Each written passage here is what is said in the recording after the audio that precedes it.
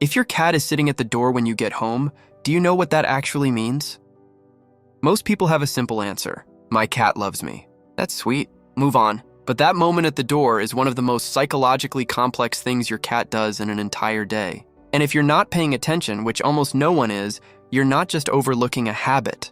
You're missing a message your cat has been rehearsing since the second you left. The moment your key hits the lock, your cat has already started an assessment. A study out of Oregon State University found that cats form genuine attachment bonds with their owners, similar to the bonds observed between infants and caregivers. And just like a child who watches the door when a parent leaves, your cat has spent the hours you were gone in a low-level state of uncertainty. So when you walk in, that greeting isn't enthusiasm for its own sake. It's relief, with a question underneath it. Are you still mine? Are we still okay?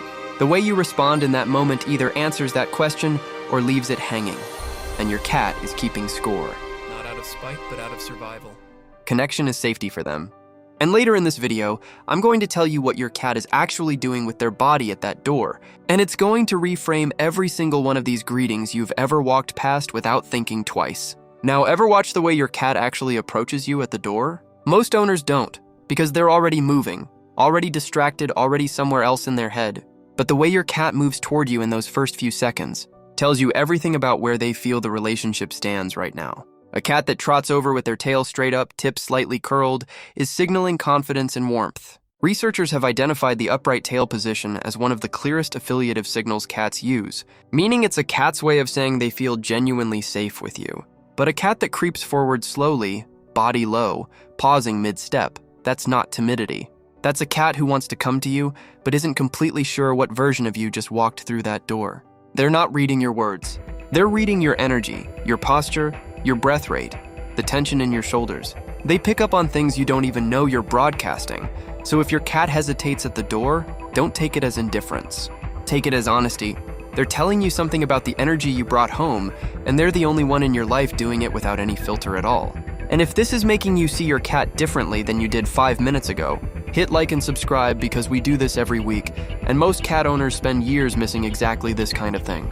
Now, what if I told you that some of the most enthusiastic door greetings your cat gives you aren't about love at all? Cats are creatures of extreme routine. Their sense of safety is built almost entirely on predictability.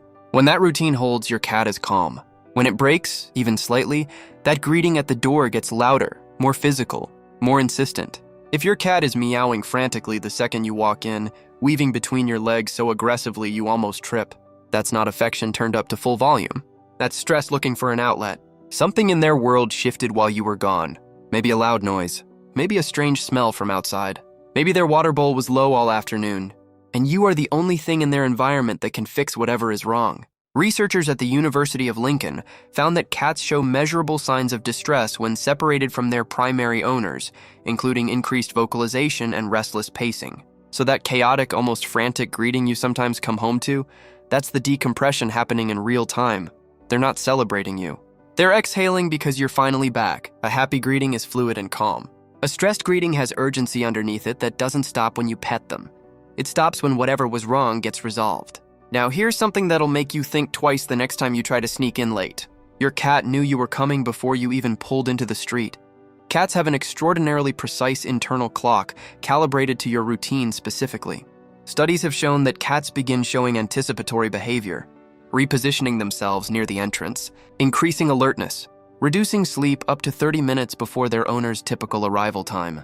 They've logged your footstep rhythm, the specific sound of your car, the jingle of your particular keys, the creak of your gait. All of it cataloged, all of it memorized. And when you're late, that waiting gets weighted.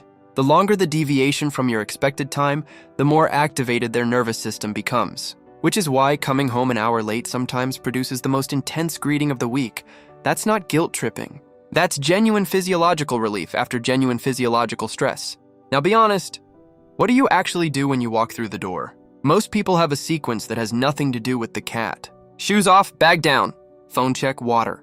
The cat is right there winding around your ankles, and you're already 3 tasks deep in a mental list. And your cat notices. Not the way a person would notice, with hurt feelings and a comment. They notice the way animals notice everything. Quietly, without reaction, and they file it. Cats don't chase your attention. They offer it, and if the offer goes unreturned enough times, they stop making it. Some cats become less and less present at the entrance over months and years, not because they've grown distant, but because experience taught them that the greeting doesn't go anywhere. The fix is almost embarrassingly small. 15 seconds. Stop before you do anything else. Get low, be still, let them set the pace. Don't grab, don't perform, just be available. That brief pause tells your cat that the pattern held, that you're back, that the world is what it's supposed to be. Now remember when I said I'd tell you why the door, specifically, is where all of this happens. Here it is. Your cat is the primary guardian of their territory, and they take that seriously. Every unfamiliar sound, every strange scent, every shift in the air comes through the front of the house. Your cat has been managing that threshold all day, ears rotating, nose working, watching the gap under the door. It is the most psychologically loaded point in their entire environment. And yet that's exactly where they plant themselves to wait for you. Behavioral researchers have documented what they call the secure base effect in domestic cats, where the presence of a trusted owner measurably reduces stress hormones, lowers heart rate, and shifts the cat's behavioral state from vigilance to relaxation. Your cat isn't just happy you're home. Their nervous system is physically downregulating because you walked through that door. So when you see your cat sitting there, tail up or wrapped around their paws, eyes soft, waiting, understand what you're actually looking at. That is an animal who spent the whole day holding the world together on their own, sitting at the most vulnerable spot in their territory, because you are the only thing that makes it feel like home. That's not a cat being cute. That's trust in its most unguarded form, and they give it to you every single day, whether you notice it or not.